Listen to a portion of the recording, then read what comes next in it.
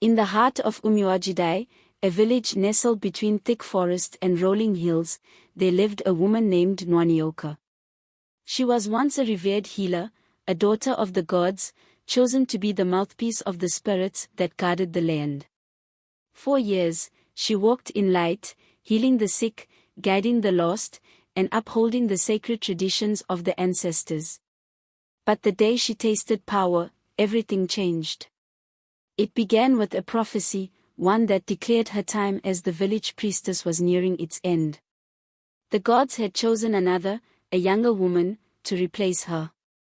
Pride swelled in her heart, and fear gripped her soul. She could not bear to lose her power. So, she sought the forbidden. One night, under the full moon, she abandoned the sacred shrine of the good gods and journeyed into the forbidden forest, where the whispers of the dark ones echoed in the wind. There, she made a pact with Ojukwu, the god of chaos and blood. He promised her eternal dominion over Umuogidi in exchange for her loyalty. She accepted. From that night, Nwanyịocha was no more. She became Mother Ojuju, the terror of Umuogidi. Her beauty withered, her eyes burned red like embers, and her voice carried a chilling command. She summoned shadows, whispered death into the wind, and cursed anyone who dared oppose her. One by one, the elders who questioned her rule fell, some in their sleep, some in the middle of the village square, coughing out blood as their bodies twisted in agony. Fear gripped the villagers. No one spoke against her. Even the warriors bowed before her dark power. With time, she no longer walked among mortals. She lived deep within the forest, sending her messengers, human and not, to collect offerings of blood and gold. Mothers sacrificed their children, and fathers cast out their own. The village, once a place of laughter and harvest, became a land of death and silence. But the heavens do not remain silent forever. News of Umuogidi's suffering reached the ears of traveling preachers, men who carried the fire of the Christian God. They came, armed not with swords, but with faith. On the first night, she sent her spirits to devour them, but they stood unmoved, chanting words that made the spirits wail in agony. On the second night, she appeared before them herself, her shadow stretching over the land, her voice shaking the trees. Who dares challenge me? Asterisk, she roared. The Lord of Light, asterisk, they answered. With every word of prayer, her power weakened. The darkness she had embraced for so long began to tremble within her. She fought, calling upon the spirits she had once served, but they betrayed her. The power she had traded her soul for began to consume her. In agony, she fell to her knees and screamed. As she lay weak, the people of the village gathered. And from among them stepped out a young woman, Azuama, her own daughter. Azuama was the firstborn, the one who had been marked to take her mother's place as priestess before she turned to darkness. But when Mother Ojuju embraced the dark gods, she saw her daughter as a threat and killed her with her own hands, hiding her body where no one would find it. But the spirits did not forget. Azuama's soul had returned, seeking justice. With eyes blazing like fire, she lifted a dagger and whispered, "You took my life to hide your shame. Now, let my blood be your end." Before Mother Ojuju could plead, the dagger plunged into her heart. She let out a final scream, and the skies roared as her body turned to dust. Her reign of terror had ended. The villagers, freed from her curse, rejoiced. The Christian preachers led them in prayers, cleansing the land with fire and song. The people vowed never to turn to darkness again. But even as they rebuilt their homes and their lives, a warning remained: power is a tempting thing, but those who seek it without wisdom will be consumed by it.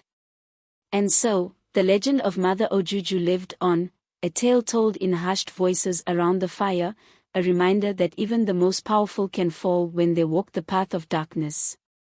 With Mother Ojuju's death, Umuogidi breathed again. The once enslaved villagers reclaimed their land, their homes, and their dignity. The Christian preachers remained for weeks, cleansing every corner where her evil had thrived. The forest that once whispered terror fell silent, and the air smelled of freedom. But deep beneath the earth, where no light had ever touched, something stirred. Mother Ojuju had traded her soul to the dark gods. And the dark gods do not let go of their own so easily. It started with whispers. The hunters who ventured too close to the old shrine swore they heard her voice calling their names. Children woke up screaming, saying they saw her standing at the foot of their beds, eyes burning red, her mouth dripping blood. Then, the animals began to die, chickens, goats, even the strongest cows. Their bodies were found withered, as if something had sucked the life out of them. Fear returned to Umuogidi. The villagers knew what this meant. Mother Ojuju was not gone. The Christian preachers, sensing the unrest, called for a night of prayer. Every man, woman, and child gathered in the village square, torches burning bright, voices lifted in worship. But as they prayed, a cold wind swept through the crowd, snuffing out the flames one by one. Darkness fell over the village like a heavy blanket. And then, she came.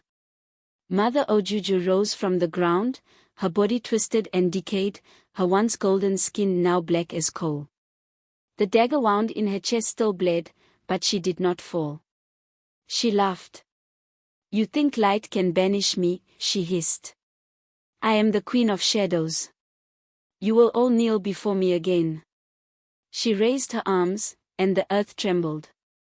The spirits of the elders she had slain crawled from the graves, their hollow eyes filled with sorrow and rage. The dead had come back, but they were not here to help. They were here to finish what she had started. But the dark gods had made one mistake. They had forgotten Azuama. The daughter she had killed, the daughter who had returned for vengeance, stepped forward once more. But this time, she was not alone.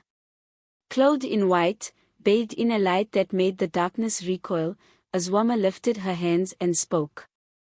"Mother, your time is over." Mother Ojuju screamed, the weight of her sins crashing down upon her. The spirits she had enslaved turned against her, their ghostly hands reaching for her, pulling her into the very ground she had once controlled. The villagers watched, breathless, as her body crumbled to dust once more. This time, there would be no return. As the first rays of the sun touched Umuogidi, a new era began. The dark gods, defeated, lost their grip on the land. The village thrived again, but they never forgot. They rebuilt the shrine, not for Mother Ojuju, but as a warning. A warning that power must be wielded with wisdom. A warning that greed and pride lead only to destruction. A warning that no darkness can stand against the true light. And so, the legend of Mother Ojuju ended where it began. A woman who could have been great. A woman who chose the wrong gods. A woman whose name would never be spoken again, except as a whisper in the dark.